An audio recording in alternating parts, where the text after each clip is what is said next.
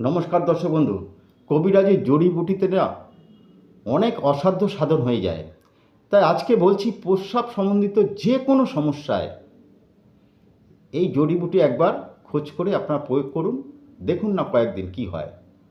কি না, গোক্ষুর চূর্ণ, গোক্ষুর চূর্ণ, বরুণ ছাল চূর্ণ, পুনর্নবা চূর্ণ এবং গুলঞ্চ চূর্ণ সব সম পরিমাণে নেবেন। আর নেবেন কি না, লাল চন্দন। যদি ওগুলো 50 গ্রাম করে নেন, লাল চন্দন নিতে হবে 25 গ্রাম, লাল চন্দনের গুঁড়ো। সব একসাথে মিশান, ভালো করে মিশিয়ে একটা কাচের জারে আপনারা রাখুন। ওখান থেকে 1 চামচ অর্থাৎ 2.5 গ্রাম মাত্রায় উষ্ণ গরম জলের সাথে আপনারা দিনে 2বার খান।